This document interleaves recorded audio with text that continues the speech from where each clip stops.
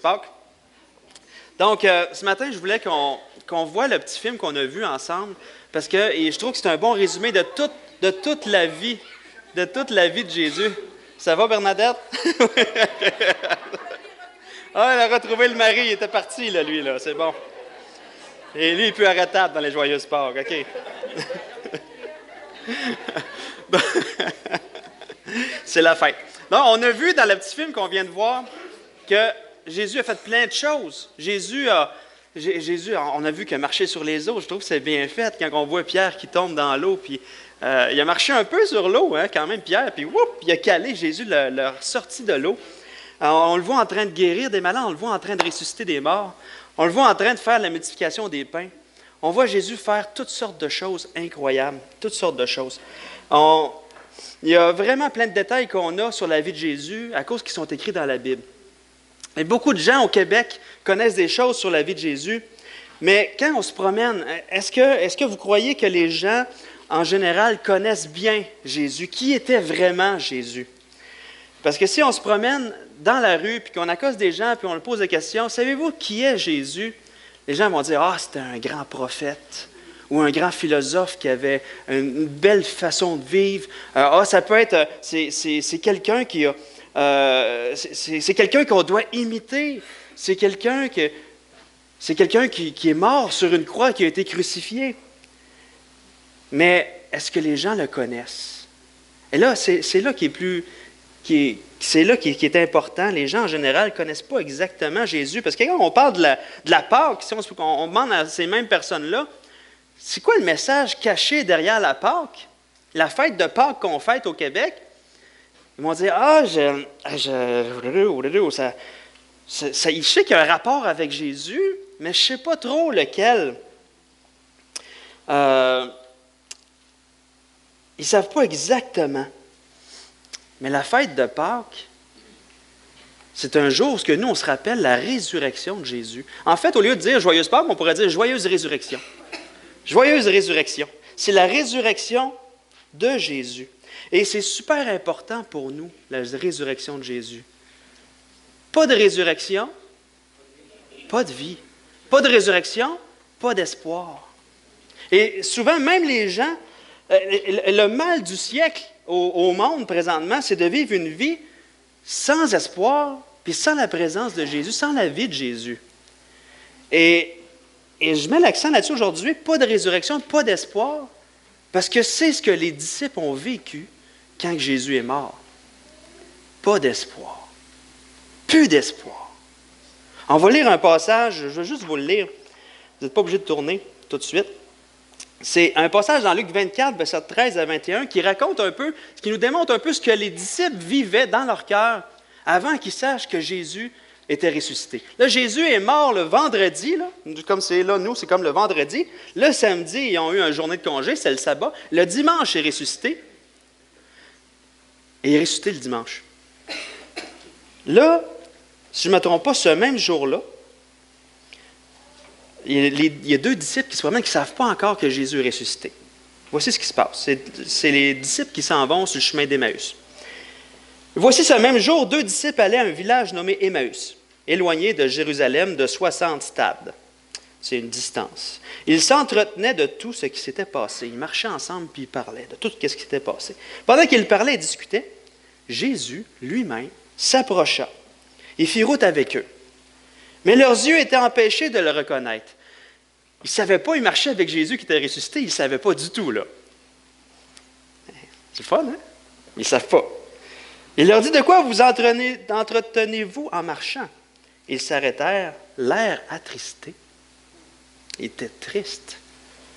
L'un d'eux, nommé Cléopas, lui dit, « Es-tu le seul qui, séjournant à Jérusalem, ne sache pas ce qui est arrivé ces jours-ci? » « Quoi? » leur dit-il.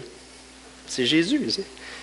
Ils lui répondirent, « Ce qui est arrivé au sujet de Jésus de Nazareth, qui était un prophète puissant en œuvre et en parole devant Dieu et devant tout le peuple, et comment les principaux sacrificateurs et nos magistrats l'ont livré pour le faire condamner à mort et l'ont crucifié. Nous espérions que ce serait lui qui délivrerait Israël.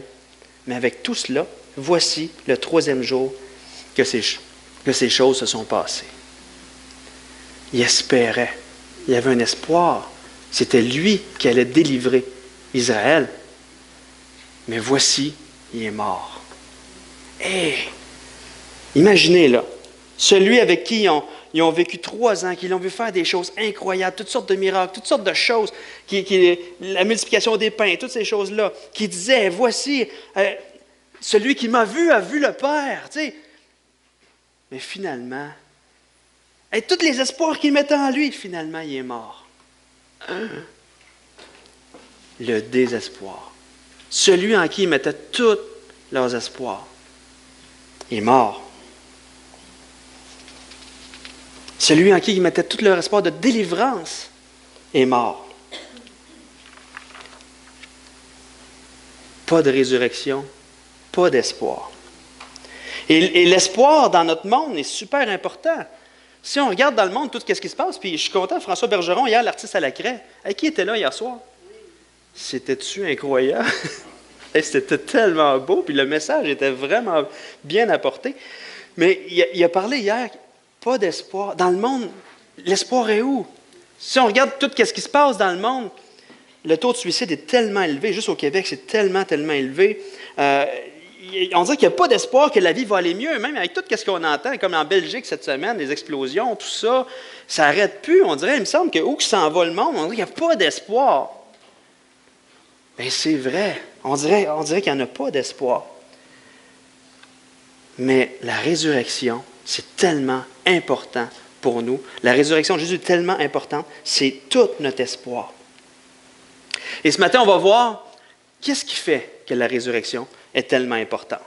Donc là, vous pouvez tourner dans Luc 24, versets 1 à 12. On va voir le récit de la résurrection qui est dans Luc. Ceux qui n'ont pas de Bible, vous pouvez lever votre main. Il y a quelqu'un qui va venir vous porter soit le Nouveau Testament ou une Bible. C'est bon? Ça va être un cadeau.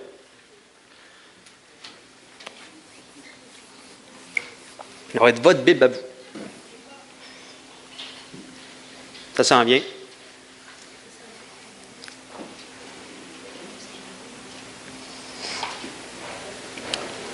Pour ceux qui ont déjà, vous pouvez tourner. Luc 24, versets 1 à 12. Vous pouvez leur relever votre main, ceux qui veulent une Bible.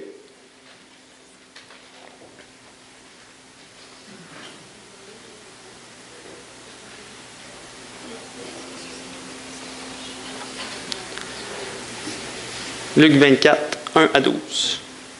Il y en a 2 autres aussi, 2, 3 autres là.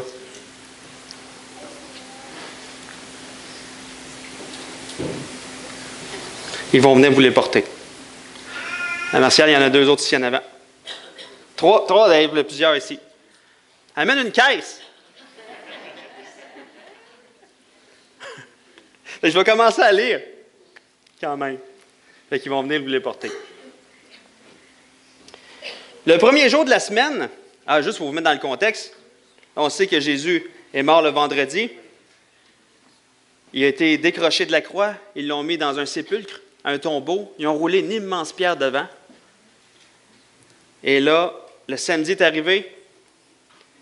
Le dimanche matin, c'est là que ça se passe.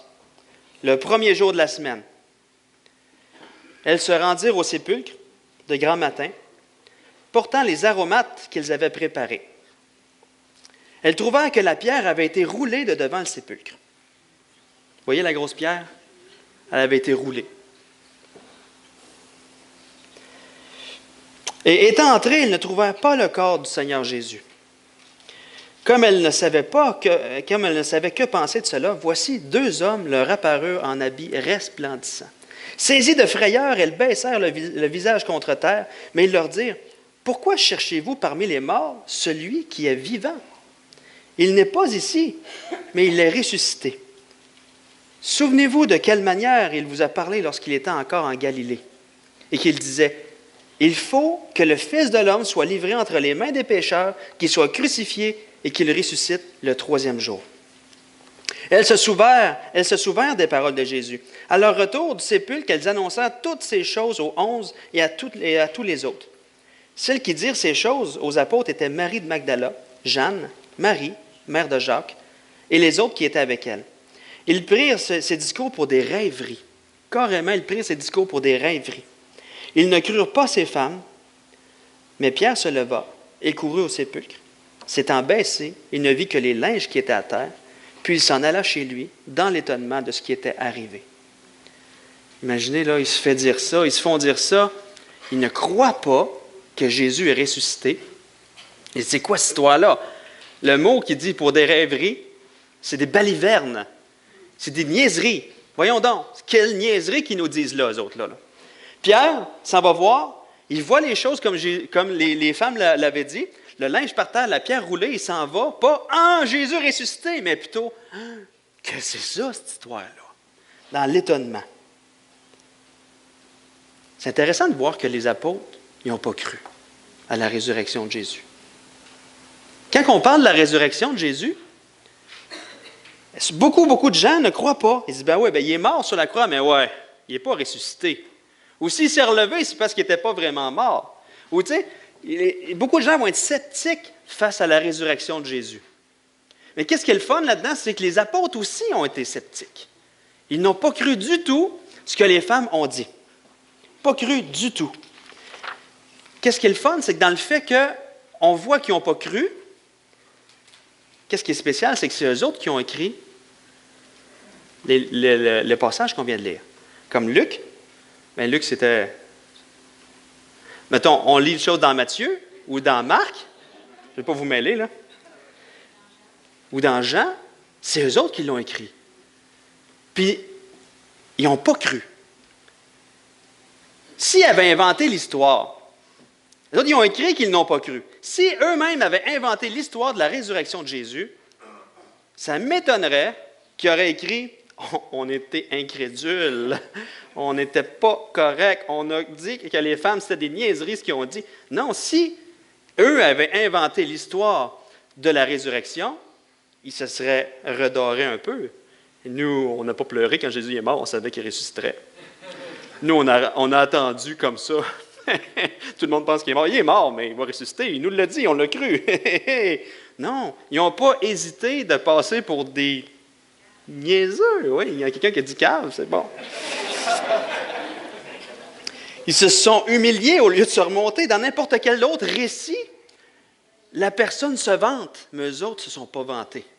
Ils ont dit, nous n'avons pas cru. Donc, ils ne peuvent pas avoir inventé l'histoire de la résurrection de Jésus. Est-ce que les femmes auraient pu inventer l'histoire de la résurrection de Jésus? Imaginez. Les autres y arrivent. Puis dans un passage dans Marc, dans un passage parallèle, Marc raconte aussi la résurrection de Jésus. Puis les femmes en chemin, ils se disaient, on s'en va porter des aromates pour Jésus. Puis, mais l'affaire, c'est que la pierre est grosse. Qui va nous rouler la pierre? Elles-mêmes, ils n'auraient pas été capables de rouler la pierre. Fait que c'était impossible pour eux autres de rouler la pierre, de développer le corps de Jésus. Et imaginez dans leur souffrance de faire ça. Puis Pierre arrive, puis il voit toutes les choses par terre. Et les femmes n'auraient pas pu, dans leur peine, déballer Jésus, le cacher. Ben non, ça n'a pas de bon sens. Donc, ce n'est pas les femmes, puis il n'est même pas capable de rouler la pierre. C'était juste des femmes. Tu sais. Ah, je sais qu'à la gang, il y a des femmes, ça peut être fort, là, mais OK. Mais il y a toujours bien des limites. OK? C'est des petites blagues, là. OK. Donc, ils n'ont pas inventé cette histoire-là. Je me paye la traite aujourd'hui. Et ce n'est pas non plus les Romains. Comme Jean-Pierre Brûlé en a parlé tantôt, les Romains étaient là pour watcher, pour voir si personne volerait le corps de Jésus pour dire « Hey, les apôtres, ils vont le voler, puis ils vont dire qu'il est ressuscité. » Mais les autres, ils watchaient, là. Puis quand que Jésus est ressuscité, ils ont eu la peur de leur vie. Puis même, ils ont été payés pour dire, vous ne parlez pas de ça. Ils ont vu la résurrection. Et donc, ils n'ont pas inventé cette histoire-là non plus. Ils ont été payés pour dire que ce n'était pas vrai.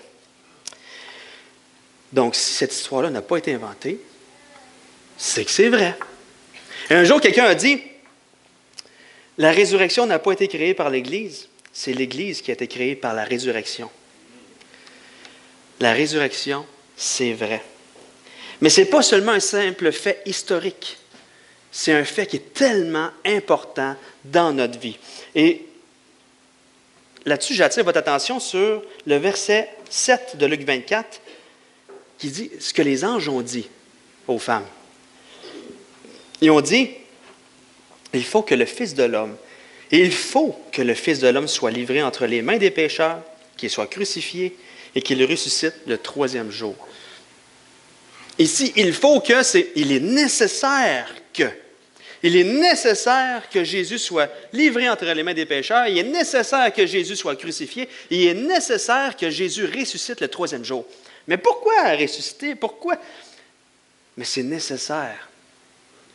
Mais nous, dans notre cœur et dans le monde en général, on sait que Jésus, c'est un fait historique. On est en 2016 après Jésus-Christ. Donc, même nos années, on les calcule par rapport à la naissance de Jésus. C'est un fait historique qui était là.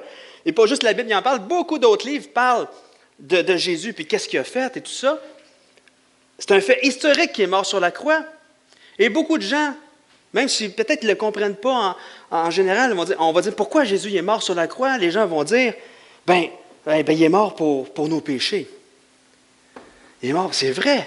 Sur la croix, ce qui s'est passé, c'est que sur la croix, c'est pas rien ce qui s'est passé. Oui, la résurrection, c'est important, mais la crucifixion est super importante aussi. Sur la croix, Jésus, comme Jean-Pierre l'a expliqué, a subi la colère de Dieu que nous, on aurait dû subir à cause de notre péché. Fait que pour Dieu, Jésus là, il a vécu la vie parfaite. On a vu tout ce qu'il a fait, mais il a vécu une vie sans péché, complètement sans péché. Et en vivant cette vie-là, il a accompli, il a satisfait à toutes les exigences de perfection de Dieu.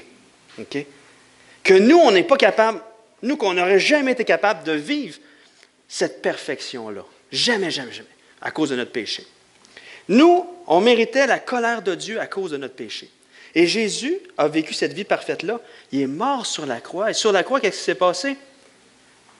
C'est comme si Dieu avait... Pas comme si. Dieu a pris nos péchés, notre vie de péché, et il l'a remplacé par la vie de Jésus. Il a pris la vie de Jésus, puis il l'a mis sur nous. La perfection de Jésus est tombée sur nous, mais notre péché est tombé sur Jésus, et Jésus a subi la colère de Dieu à notre place. C'est ce qui s'est passé sur la croix.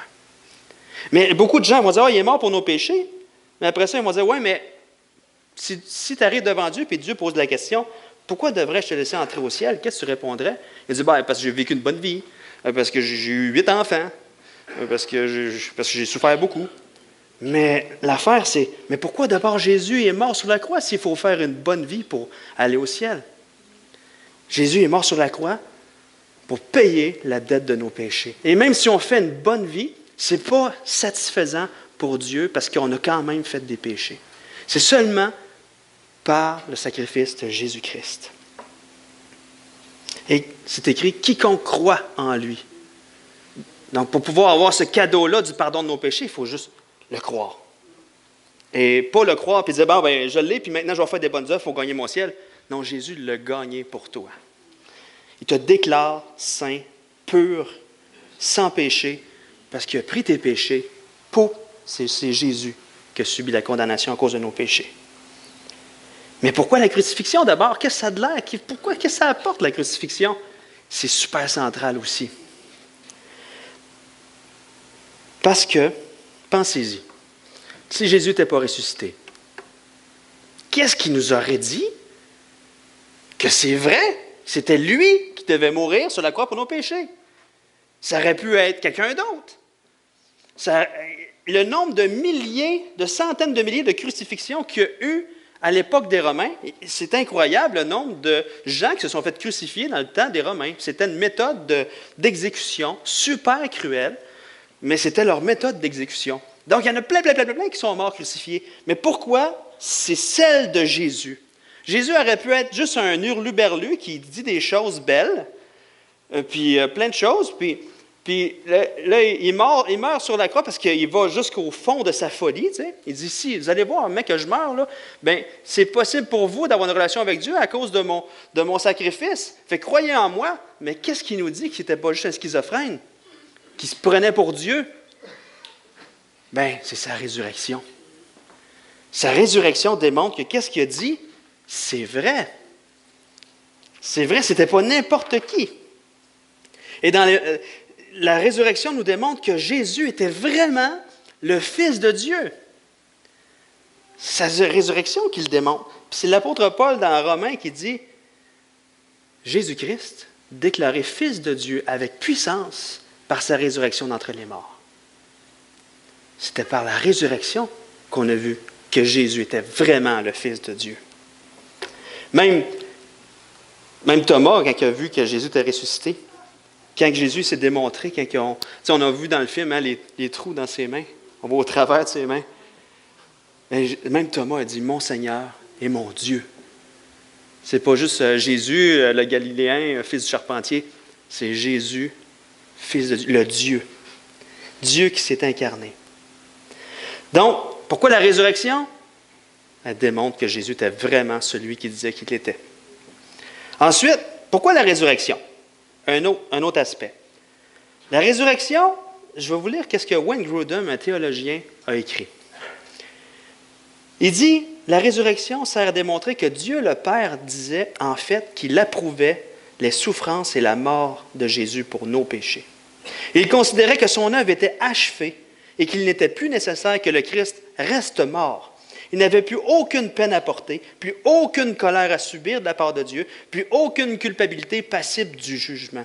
Jésus avait entièrement payé pour nos péchés complètement. Par la résurrection, Dieu disait au Christ, « J'approuve ce que tu as fait et tu as trouvé grâce à mes yeux. » Le tout est accompli, là. On le voit aussi par la résurrection. Quand Jésus s'est écrié sur la croix, tout est accompli. Tout est accompli. Tes péchés sont pardonnés. Point final. On voit que c'est vrai par la résurrection. Et si Jésus n'avait pas ressuscité, c'était comme si on serait tous des voleurs. Okay? On est des voleurs. On se met dans une petite mise en situation ici. Là. On est des voleurs. Et toute la gang ensemble, là, je ne veux pas vous traiter de pas intelligent, là, mais on n'est pas intelligent. Okay? On s'en va voler chez le juge. Belle maison, plein de beaux tableaux, tout ça. On se dit, il y a de l'argent à faire là. On s'en va chez le juge. Mais l'affaire, on n'a pas vu les caméras, tout ça. On se fait pogner. On se fait pogner par la police. Et là, on arrive devant, justement, le juge en question. Puis lui, il est vraiment en colère. Il dit, ceux-là qui ont volé chez nous, c'est moi qui les juge. Je vais me payer la traite. Il nous donne une condamnation incroyable, là, super longue et tout ça, dans une prison, haute sécurité, avec des travaux forcés, tout ça. On vient pour y aller. Là, il y a quelqu'un qui voit dans le journal la condamnation qui nous attend, a compassion de nous. Il arrive devant le juge, il dit, moi, je veux subir la condamnation à leur place. Fait que le juge, il accepte, surpris, mais il accepte. Il dit, toi d'abord, tu vas y aller. Nous, on est déclarés, et on est libre, là. Okay, on se promène. Mais l'affaire, c'est que si Jésus n'était pas ressuscité, c'est comme si le juge, après ça, à chaque fois qu'il nous croise, nous voit, puis il se rappelle du vol qu'on a fait chez lui, puis il est en colère encore, puis il nous voit, puis il n'est pas capable de gérer ça. Il s'en va en prison, puis il augmente encore la sentence de quelques années encore. Puis à toutes les fois qu'il nous voit, il est en colère, il revient, il augmente la sentence. Finalement, le gars qui est allé en prison à notre place passe là toute sa vie, il ne sort plus jamais. Bien, si Jésus n'était pas ressuscité, c'est comme si Dieu était encore en colère face à notre péché. En ressuscitant Jésus, ça démontrait que toute la colère était plus là, était complètement partie.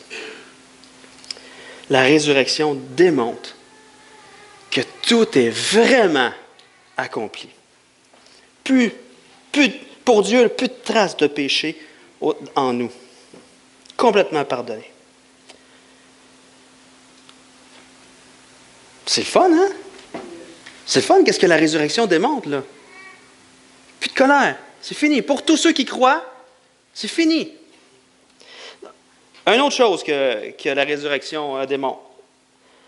La résurrection de Jésus est importante. L'apôtre Paul dit dans l'Épître de Paul aux Corinthiens. Corinthiens 15, la première épître. 1 Corinthiens 15, versets 16 à 21, je vais vous le lire, parce que j'ai un petit peu moins de temps. C'est écrit, « Car si les morts ne ressuscitent pas, » alors là, Paul est en train de dire, hey, s'il n'y a pas eu de résurrection, s'il n'y a pas de résurrection, si les morts ne ressuscitent pas, Jésus, Christ non plus n'est pas ressuscité. Et si Christ n'est pas ressuscité, votre foi est vaine. À quoi ça sert de croire si Jésus n'est pas ressuscité? Vous êtes encore dans vos péchés. Si Jésus n'est pas ressuscité, on est encore dans nos péchés. C'est terrible. Et par conséquent aussi, ceux qui sont morts en Christ sont perdus. Ils ont cru en quoi, là, finalement? Et si c'est dans cette vie seulement qu'on espère en Christ, nous sommes les plus malheureux de tous les hommes. Si c'est le fait d'être pardonné de nos péchés, c'est seulement pour notre vie, puis qu'après ça, on meurt, puis qu'il n'y a pas de résurrection, il n'y a pas rien, à quoi ça sert de vivre une vie comme Paul, qui a vécu une vie de souffrance, qui s'est fait lapider, qui a vécu plein d'affaires? À quoi ça sert d'avoir vécu cette vie-là s'il n'y a rien après? S'il n'y a pas de résurrection? On est les plus malheureux de tous les hommes, mais à quoi ça sert de se lever le dimanche matin s'il n'y a rien? À quoi ça sert d'être gentil avec les gens s'il n'y a rien? On vit une vie pour rien, à la place. Mangeons et buvons, car demain nous mourrons. Mais verset 20, c'est écrit, « Mais maintenant, Christ est ressuscité des morts. Il est les prémices de ceux qui sont morts. » Christ est le premier échantillon de ceux qui sont morts. En ressuscitant, Jésus est le premier ressuscité avec un nouveau corps, puis il nous annonce que non seulement lui est ressuscité, mais ça démontre que nous aussi, après notre mort, un jour, nous allons ressusciter avec un nouveau corps, comme celui de Jésus. C'est un espoir, une espérance, une assurance aussi, que nous aussi, on va ressusciter. Nous aussi, on va avoir un nouveau corps. Il y a toute une vie qui nous attend après cette vie. Une vie complètement, comme avec un autre corps. Et c'est ça que Paul nous annonce. Il dit, « Car puisque la mort est venue, au verset 1, puisque la mort est venue par un homme, Adam, c'est aussi par un homme qui est venu la résurrection des morts, Jésus. » C'est une nouvelle race éternelle qui commence. C'est incroyable, hein? C'est notre espérance. C'est ça qui nous attend. La résurrection, notre espoir. Mais là, dans le monde, il y a le train de la vie qui passe qu'on entend. C'est pas grave. En même temps, les gens ils disent « Ouais, mais Jésus, c'est un bon modèle à imiter. » La résurrection de Jésus sert à quelque chose d'autre aussi. Les gens disent « Ah oui, Jésus, c'est un bon modèle à imiter. On va s'efforcer de l'imiter, comme ça, le monde va être meilleur. » Mais qui est capable, par ses propres efforts, d'imiter Jésus? Qui est capable d'aimer comme lui a aimé? Qui est capable de servir comme lui a servi? Qui est capable de parler comme lui a parlé? Qui est capable de faire du bien comme lui a fait du bien? Personne. Il y a juste lui qui est capable de le faire. Et la résurrection, qu'est-ce qu'elle nous assure? Elle nous assure que, parce que sur la croix, on était unis à Christ en sa mort. OK? Donc, nous, on est morts avec Christ sur la croix. Et quand il est ressuscité, on était aussi unis à sa résurrection, ce qui nous assure une nouvelle vie intérieure, un nouveau cœur, qui est uni à lui. Donc, on n'a pas à s'efforcer de faire un monde meilleur.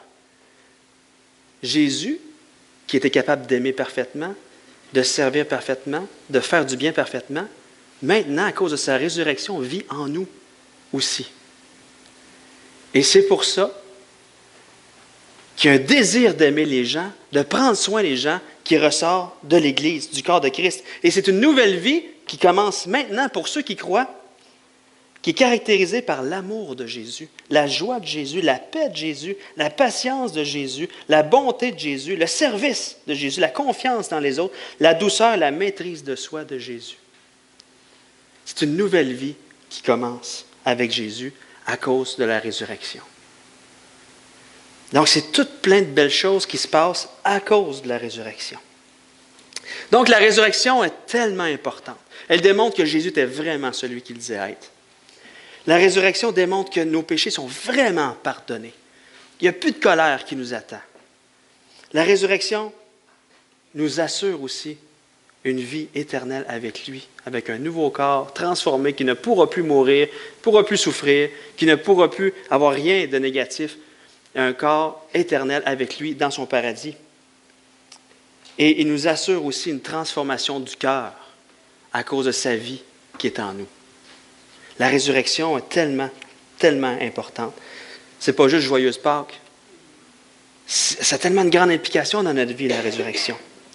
Et si tu es ici ce matin et que tu dis, c'est quoi toutes ces choses-là? Moi, j'ai mis ma confiance toujours dans mes bonnes actions pour dire, ah oui, je vais gagner mon ciel si je continue à être gentil comme ça. Si tu es dans cette situation-là présentement, sache que Jésus, là, il les a toutes accomplies, les bonnes actions pour toi. Et tout ce que tu as à faire, c'est, il t'offre le cadeau du pardon de tes péchés. Là. On a vu que Jésus sur la croix, il a subi la colère de Dieu à notre place. Et tout ce que tu as à faire, c'est dire, oui, Seigneur, je suis un pécheur, je suis une pécheresse. Et sans ce que tu as fait sur la croix, moi, je ne peux vraiment pas me sauver moi-même. Moi, je suis destiné à subir ta colère. C'est pas drôle parce que, on dit, ben voyons, comment ça Dieu est en colère? C'est que le péché, c'est tellement grave. On ne le voit pas des fois tellement grave, mais pour lui, c'est une atteinte directe à sa sainteté, à tout ce qu'il est, à toute sa beauté. C'est une tache, c'est une tache de lèpre qu'on est poigné avec. Et Jésus nous l'enlève par sa mort sur la croix, sa résurrection. Donc, si ce matin, tu es là, puis si je te pose la question, puis tu te dis, je te pose la question, est-ce que si tu meurs aujourd'hui, tu es certain d'aller au ciel? Si la réponse c'est, pas sûr.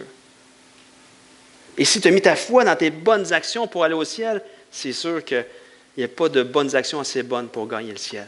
Ça prend l'action de Jésus. Si tu veux que Jésus pardonne tes péchés aujourd'hui, si tu veux, on veut juste prier ensemble. On va juste faire une prière. Ce n'est pas une formule magique. Ce n'est pas des mots lancés en l'air comme bien des prières qui existent. Là. C'est tout simplement, si tu crois vraiment dans ton cœur que Jésus-Christ est mort sur la croix pour tes péchés à toi et qu'il est ressuscité le 3e jour pour te donner une nouvelle vie, bien, tu es un enfant de Dieu. Point final, tes péchés sont pardonnés, c'est fini. On va juste dire adieu. On va prier. Seigneur Jésus, je reconnais que je suis un pécheur ou une pécheresse. Et Seigneur, mes péchés m'empêchent d'avoir une relation avec toi. Et toi, Seigneur, par compassion, par amour pour moi, tu es venu donner ta vie, tu es venu vivre une vie parfaite. La vie parfaite que j'aurais dû vivre pour avoir une relation avec toi. Mais toi, tu l'as faite à ma place. Et en plus, tu es mort à ma place.